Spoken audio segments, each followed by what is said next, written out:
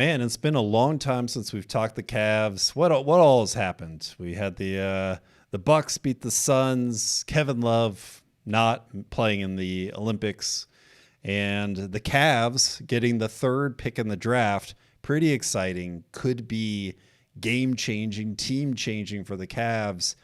But I don't know if it's going to be exactly what we think it's going to be. Evan Mobley is the favorite if we do make a selection, but I think there's some other storylines that could play out with making a trade.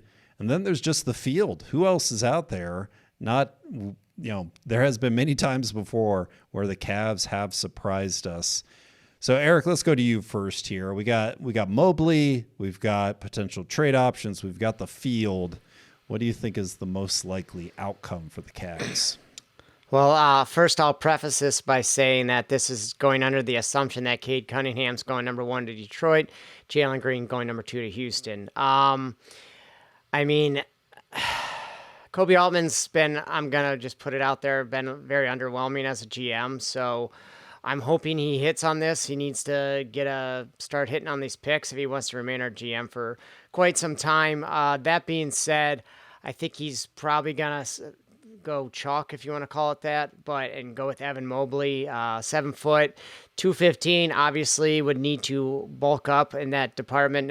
He's shown an ability to play effectively on both sides of the ball. He was a freshman of the Pac-12 in multiple categories, Defensive Player of the Year. Had averaged over 16 points per game, 8 rebounds per game, and almost 3 blocks per game. You pair him with Jared Allen in the forecourt. I mean, obviously they're not two dynamic threats, but you have some solid players you can start your team with.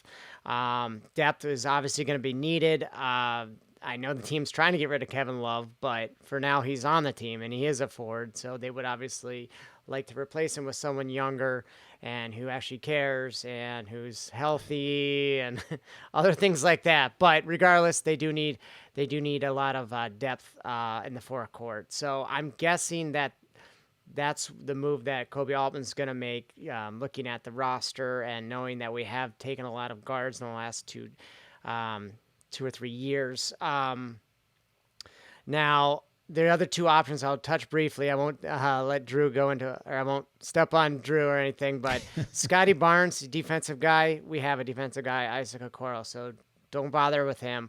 And I'd be fine with Jalen Suggs. I mean, I wouldn't be upset, but I think I would like them to move Collin Sexton if they would. That's a lot of guards for the team. So what I think is going to be Mobley, then Suggs. What I would like is I'd be fine with either of the 2, to be honest. But I think they're going to need they haven't had a good center probably since Z, I guess.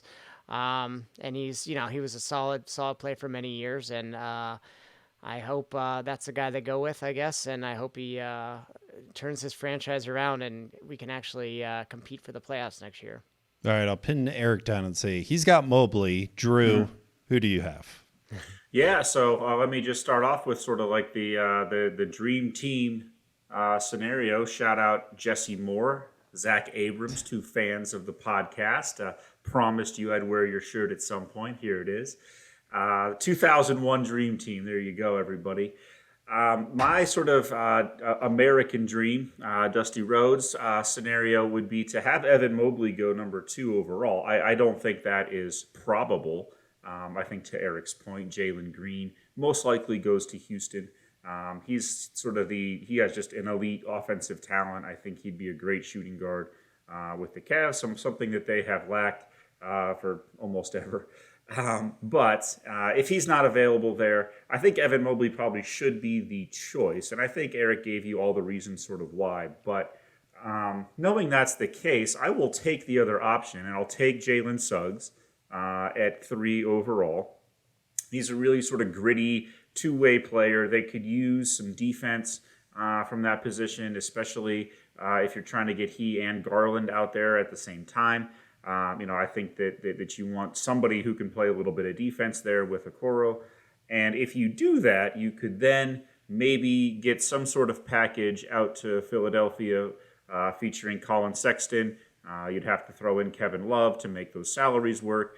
And the idea is maybe you get Ben Simmons back in the trade. I know Ben Simmons had a horrendous postseason, and everybody's super low on him, but he's a really good player, and I think he could play next to sort of Jared Allen in the front court. You get him at like maybe power forward, and I think you could do some things with that, with he and some of the other sort of players that we have, Larry Nance Jr. You get a lot of athleticism there in that front court, and I think you could have something then. I think with that sort of a lineup, Jalen Suggs, not Collin Sexton, he's on the trade, so Garland, and then Okoro, and Ben Simmons and Jared Allen, you'd certainly have better defense than that team's had in quite some time, and I think that's a playoff team. So if Eric's going to take Evan Mobley, I'll root for the trade scenario that lands Ben Simmons.